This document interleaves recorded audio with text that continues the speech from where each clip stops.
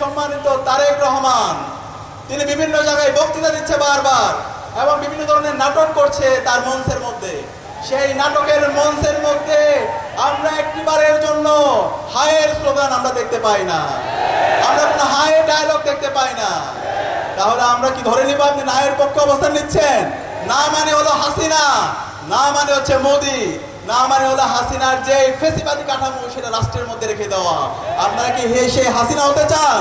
তাহলে বলে দিন, তাহলে আমরা হাসিনাকে যেভাবে ডিল করেছি, হাসিনাকে যেভাবে লাথি দিয়ে ভারতে পাঠাই দিছি, ঠিক সেভাবে আমরা আপনার সাথে ডিল করব। সুতরাং আপনার অবস্থান পরিষ্কার করেন, এখনো সময় আছে। আমরা আশা করব আপনারা আপনাদের অবস্থান পরিষ্কার করবেন। আমরা আপনাদের প্রতি সিম্পিতি আছে। আমরা জানি এই বাংলাদেশে শহীদ জিয়ার অনেক অবদান আছে, বেগম খালেদা জিয়ার অবদান আছে, কিন্তু আজকে যে বিএনপি দেখতে পাচ্ছি, সেই বিএনপি বেগম খালেদা জিয়া এবং শহীদ জিয়ার আদর্শ ধারণ করে না। বাংলাদেশ বন্ধী যে রাজনীতি, সেই রাজনীতিকে তারা ধারণ করছে না। তারা সেই ফেসিবাদী যে কাঠামো, সেই চাঁদাবাজি, টেন্ডারবাজি, সন্ত্রাসের রাজনীতি আমরা দেখতে পাচ্ছি।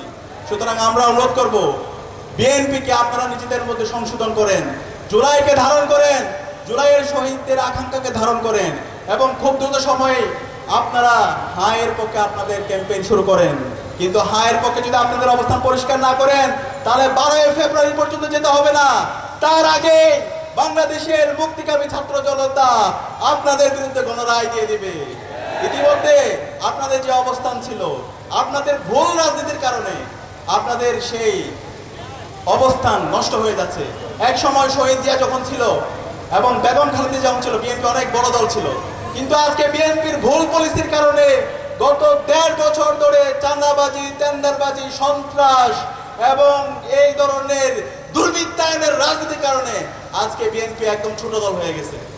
সুতরাং আপনারা যদি আবার আগের অবস্থায় নিজেদেরকে ফিরে নিতে চান, তাহলে আপনারা এখনই সময় আছে, হায়ের পক্ষে আপনারা ক্যাম্পেইন শুরু করেন, তরুণ প্রজন্মকে ধারণ করেন, জুলাই বিপ্লবের আকাঙ্ক্ষাকে ধারণ করেন। বাংলাদেশের যে গণতান্ত্রিক ধারা অব্যাহত হয়েছে ছাত্র সংসদ নির্বাচনকে কেন্দ্র করে, সেই নির্বাচনগুলোর পথে আপনারা অন্তরায় হবেন না। আমরা অনুরোধ করব তারেক জিয়াকে, আপনি দ্রুত সময়ের মধ্যে আপনার এই রাজনৈতিক দলকে, আপনার দলের গুন্ডাদেরকে আপনি সামলান।